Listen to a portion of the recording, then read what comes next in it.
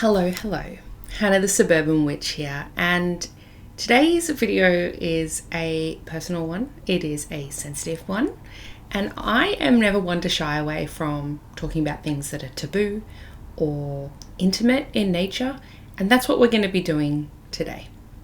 I'm sure you can tell by the title, I'm going to be talking about pregnancy loss. If this is a tricky topic for you, this might not be the video for you.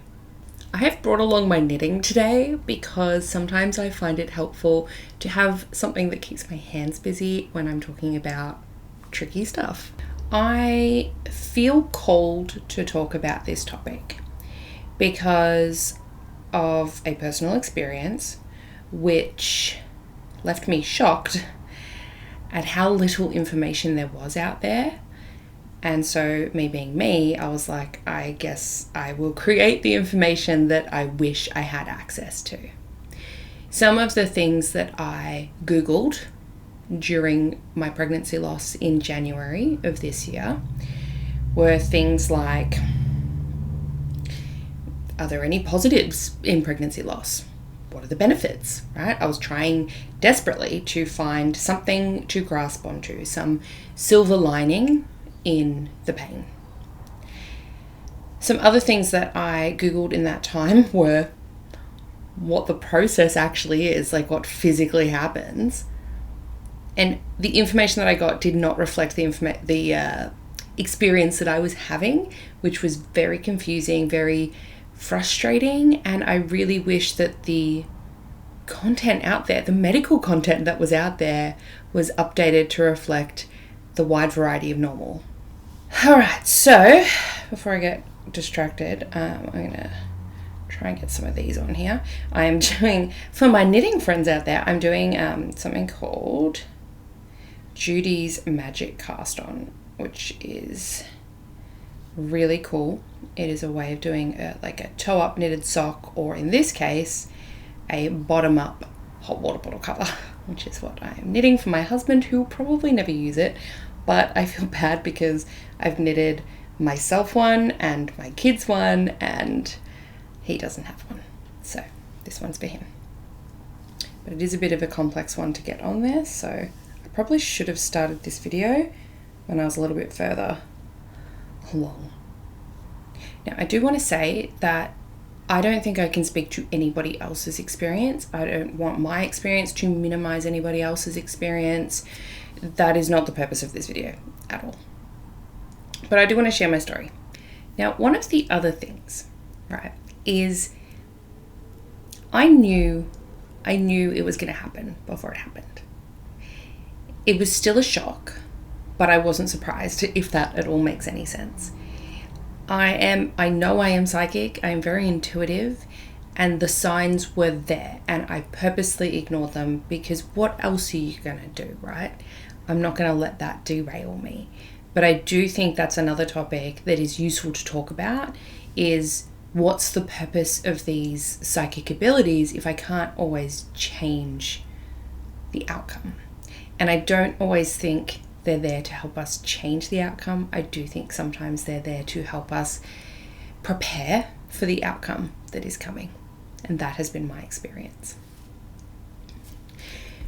Putting down my knitting for a second, I'm going to show you guys, just next to me,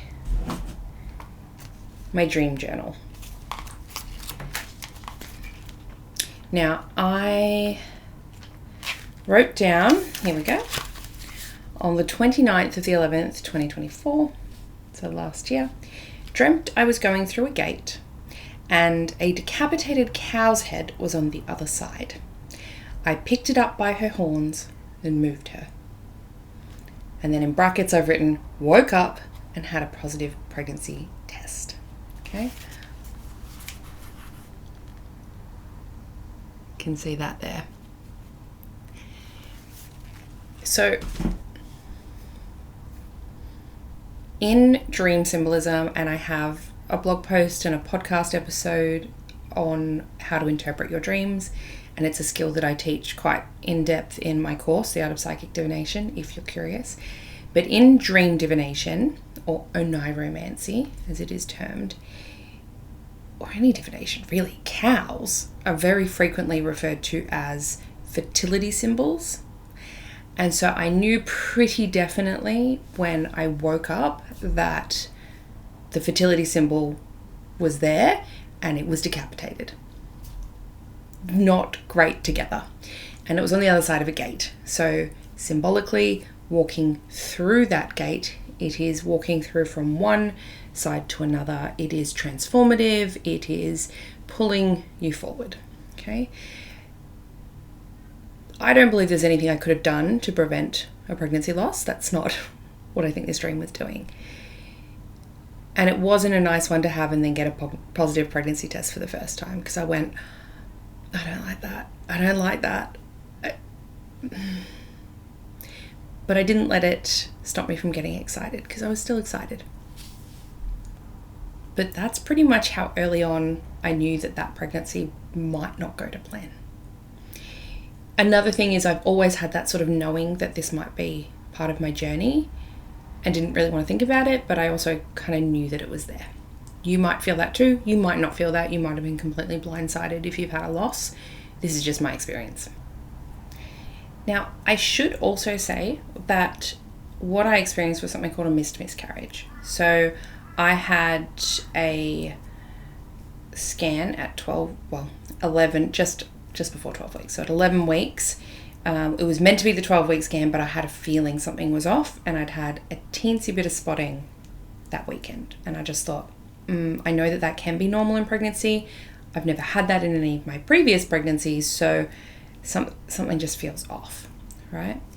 And what I did was called up and said, can I come in a week early just to check? And I got there, and walking in, I knew before we'd even sat down. I'd already sort of preemptively prepped myself. I just knew. And basically baby was measuring a lot smaller than they should have been at 11 weeks, which meant they had passed or stopped growing weeks earlier. And so then I was like, what the hell? Like, how did I not know? I still had pregnancy symptoms. I still felt nauseous. How did I not know for that long? Me, I'm psychic. How did I not know that something had gone wrong? And that was pretty tricky. But remember, this video is about finding meaning in miscarriage. And whilst I think it's helpful for me to tell you how I felt at the time, which was shock and disbelief, even though I kind of knew, there was more that came from this story as well. It also kind of proves to me the power of our mind over our body, because 2 days after that scan was when I started actually bleeding and cramping. And so for some people it happens, what I thought in the movies was really strong pain, rush to the hospital, blood everywhere, and that's a miscarriage. But that was not my experience at all. And it didn't really properly start, the actual process of it, until I knew that baby wasn't growing anymore.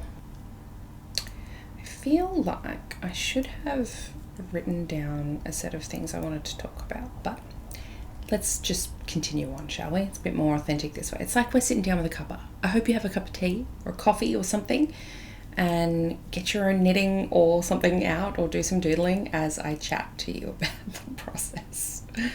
So we had a little bit of oh God, what am I doing here? Come on, Hannah. Splitting the thread. There we go. This is a really complex way to cast on, so I really should have gone further before talking. So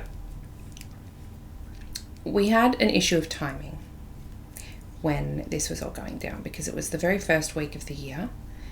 My son had just had his birthday, and his birthday party was due that week, and that's hard enough as it is. And we had a family holiday planned.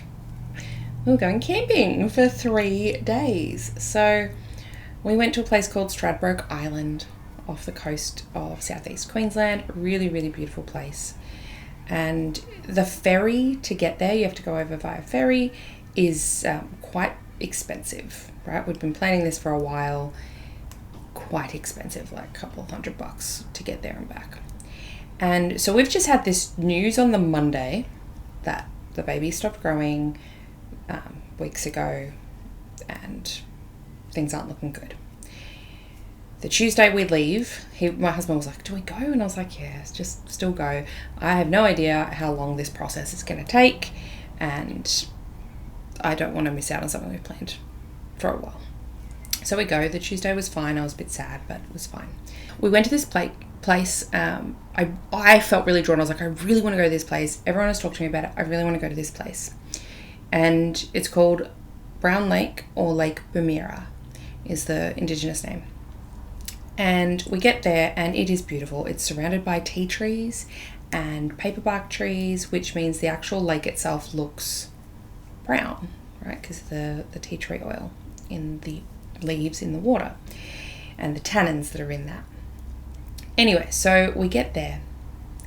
I step foot into the water and that's when the bleeding starts and the cramping. And I was like, okay, this doesn't feel like an emergency situation. This just almost feels like a pretty strong period at this point. And I was looking around, I was like, I am in the most beautiful place right now. This feels really calm. And I feel supported. I feel like this was supposed to happen here. So it wasn't heavy bleeding at all. It was very, very light. And so I just went into the water and let the water sort of help me through some of those painful cramps. And they felt weird in comparison. If you've never had a loss, they didn't feel right. They didn't feel like a period cramp or like labor contractions. They felt wrong. So there was that aspect and they were quite uncomfortable. So I just sat in the water and, you know, it was supportive. My husband took the kids playing around in the water and everything. But one of the things I did notice is that brownness in the water kind of looks how blood looks in water, right? So A, it was kind of hiding anything that was coming out, which it really wasn't that heavy. But B, it was, I don't know, it felt symbolic in a way, like that was supposed to happen there. Anyways, we went back to our campsite. Thankfully, I had packed the hot water bottle with my hot water bottle cover that I use with us at the campsite. But let me tell you, the cramping and bleeding associated with miscarriage happening in a tent on an island was not ideal. Alright, so that was the beginning of that happening. Now, of course, I turned to Google at that point, and it was like, oh, from the time the bleeding and cramping begins, within 4 hours, the pregnancy material should have passed. That is a lie. And that is all I could find on the first 3 pages of Google results. Thankfully, I had a private midwife that I'd already engaged to care for me, so I could message her and she was like, don't worry, it's totally normal for it to take longer than that. Friends, it took a week. The actual miscarriage happened the following Tuesday. So that bleeding, Monday was the scan result, Wednesday was the bleeding and cramping beginning. The following Tuesday was when I birthed my baby, the pregnancy material. So that was a long time to be bleeding and cramping and all of that. So one thing that I forgot to mention was that first night that we stayed there, where we were staying on North Stradbroke Island, there's a particular bird that was in the campsite, and it's called a bushstone curlew. Now, bushstone curlews, if you have never heard of them, they're super cute. I love them. They're wacky and weird. But when they call, like their bird sound call, it sounds like a baby crying or a woman screaming. Now, in Aboriginal folklore, the call of the bushstone curlew is a death omen. And that first night we were there, I swear they were right next to the tent. They were all night. I even filmed at 3 a.m. I got my phone and was like, what the fuck is this nonsense? And sent a video to the society, Sperm Witches Society group chat being like, oh my God, I cannot sleep because of these bushstone curlews.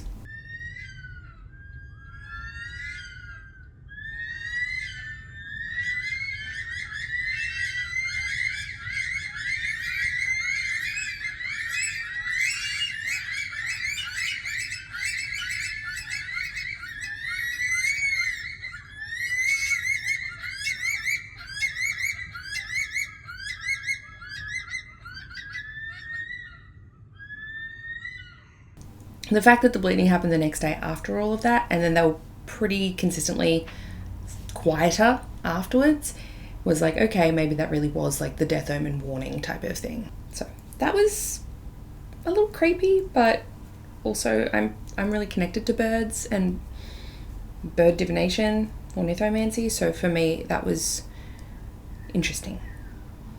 Tell you what, I'm not as much of a fan of their call now when I hear it, but I've never experienced it like I did that night. That was like so left of field. Now, I ended up messaging one of my friends, Dr. Danielle Arabina. She has been on the podcast. She is Torres Strait Islander, so Indigenous to the Torres Strait. And I said, hey, this is what's happening, because she's also a midwife. This is what's happening, doula, sorry, not a midwife. And so this is what's happening with me right now, and this is where I am. And I said, I don't know any of the stories around this lake, this brown lake that I was at, but it felt so calm. It felt so significant. Is this by chance like a women's place in the Aboriginal, for the Indigenous people of this area? And she replied that it actually is a women and children's place, and that if you zoom out on Google Maps, that lake looks like a pregnant woman, and it does. This is where it kind of starts to find meaning, right? I was like, wow, the spirits of that land somehow called me to that lake, somehow held me through a time that was really difficult, and I did feel supported spiritually, and it also felt like a beautiful place. If it's going to happen, at least it was somewhere beautiful, you know? So this is where I'm starting to find meaning through loss and through miscarriage. Oh my gosh, I've just seen the time. I'm going to have to pick up my son from daycare. Why did I choose so late to film this? So already we've sort of had a little bit of meaning finding in some of the signs and symbols. But a lot of the other meaning or silver lining that I found actually came after. So the process itself, just to wrap up the story, was far more physically painful than I experienced. I did not opt for a DNC, and I did not opt for the tablets. I wanted to allow my body to do what it needed to do, and it did. We named our baby Pearl, and I ended up buying a little memorial ring which has garnet, which is the January birthstone, and pearls on it, and that was really beautiful. And I shared on my personal social media, like, hey, we were gearing up for a 12-week announcement, and that's not happening now. And I shared on my business platform as well, because I turned off all my services. I was exhausted, fatigued. It was a rough time. I spent about 3 weeks in bed. And I was shocked at the outpouring of love, like good shocked, outpouring of love and support, but also shocked at how many people shared that they had also gone through loss. One of my friends was like, I've had 7 losses. And I'm like, how did I not know this? My mother-in-law, my own mum, many of my close friends. Now, prior to me sharing what had already happened, I really only knew that my mum had had a miscarriage and one of my close friends. And so I reached out to my close friend and my mum and was like, hey, what was the experience like for you? My mum couldn't really remember, and my friend, who it was a lot more recent for, really helped in terms of, this is what happened, this is where I was, this is physical. I can send you photos of the blood clots if you want to see, which is so helpful when Google was so unhelpful, right? Because those blood clots, oh my God, they are like nothing else. Like, I've given birth, I've had heavy PCOS periods my whole life. I've never had golf ball sized blood clots like that before. It was insane. It felt so weird. Like, TMI, like an eel coming out of you. It's weird.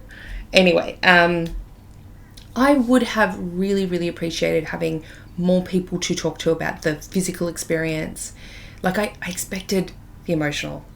I expected that wasn't a surprise, but the physical was a bit of a surprise. And knowing that so many other people had been through it that I could have talked to but didn't know to talk to was a bit tricky. So I'm always here for anyone that if you don't know someone who's been through a loss, DM me. Like, I'm an open book. I will talk about it. Happy to share my experience, and hopefully that helps you as well if you are going through this. I have to pick up my son. I'm going to go get him and hopefully continue recording afterwards. I'll set him up with Minecraft or something, because there's a little bit more I need to add into this. All right, so let's go to some of the next bits that gave me a lot of meaning in this loss, meaning in miscarriage. When it happened, I guess I'd had the cramps and the bleeding the whole week, fairly lighter than I expected. And then on the Tuesday morning, I woke up pretty much in agony, and I was like, this is labor pain. This is like, oh my gosh, I can barely talk. On all fours in my bed, just trying to like bite the doona, essentially. And it was about half an hour of that, and I was just like, I took an oxycodone because I was like, it's not going to harm anything, because, you know. And I jumped in the shower, nice hot shower on my back, and that's where pretty much everything came out, which is tricky. Now at that stage, it's not like I could see a body or anything, to be quite descriptive. But still I knew that was my baby, right? And I didn't want what they were to be, you know, as soon as it came out, I was like, oh my God, what do I do? Where do I put them? Like, I don't want them to go down the drain. They wouldn't have fit there, but like be flushed down the toilet or in the bin. That just didn't feel right to me. And I know that's not the case for everyone. That's just my experience. And it was very early in the morning, as I said, about 7:30. And my husband was trying to make sure the kids stayed out of the bathroom and that they were getting ready for, I think, the school holidays still. So just getting ready for the day. So he was running around being superhero. And he came in and I just said, I don't know what to do. And he said, I'll get a container. So he got an old plain white shoebox and drew some beautiful love hearts all over it, which was such an added step that I really appreciated. And then we put them in there and he said, I'll bury them somewhere pretty. And that was kind of it. I then bled pretty heavily, like that was kind of what I expected it to be like, for a while, and was, again, as I said, for 3 weeks, very fatigued, still in not so much pain, but still passing lots of clots for a while, and just migraine central because of the hormonal fluctuations. And I'm someone who gets migraines anyways.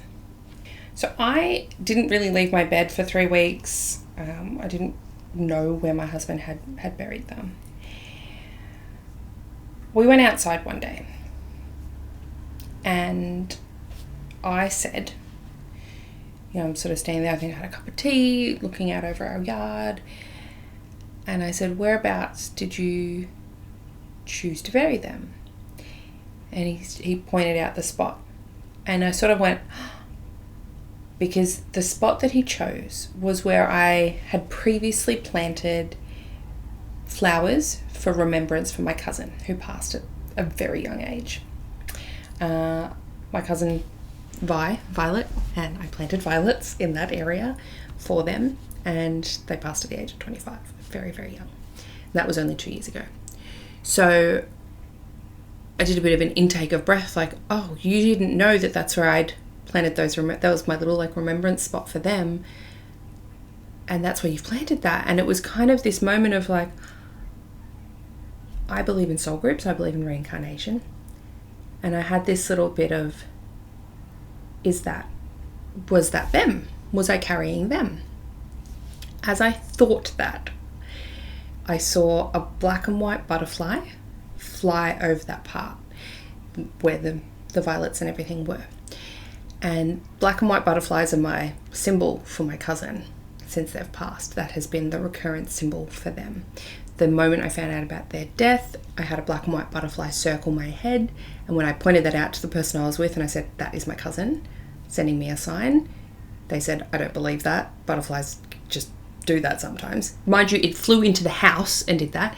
It flew back in and did it again. And I was like, that's validation.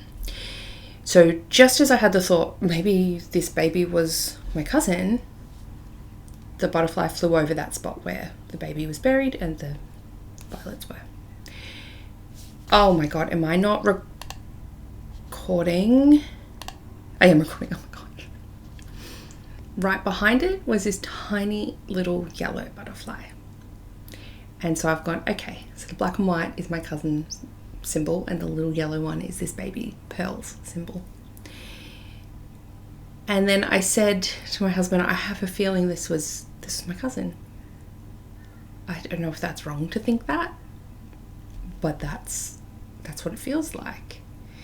And as I said that, the little black and white butterfly and the yellow butterfly flew up over the fence and then pretty much went around both of our heads. And he was like, I believe that. And it was such a beautiful, magical moment. And he didn't know that's the spot he chose. Like, he had no idea of the significance. I did that 2 years ago.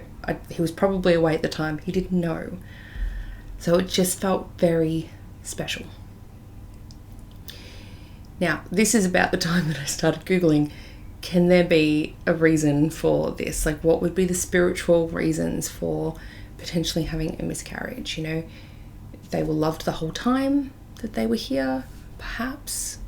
Although that sort of platitude that people say, like, oh, at least they were loved for their whole life, can be nice. And I know for some people that can be not a nice thing to say to someone. So it didn't feel like that was enough.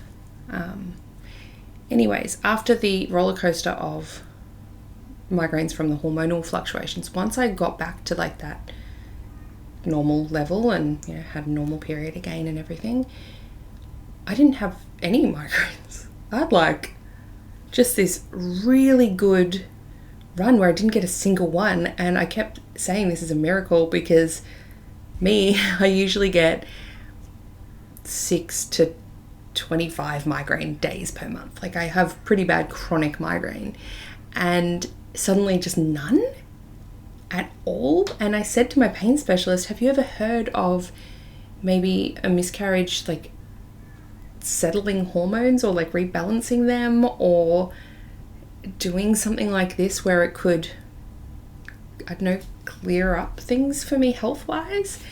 And he said it's absolutely possible. It's just not something anybody talks about. And it's like, okay.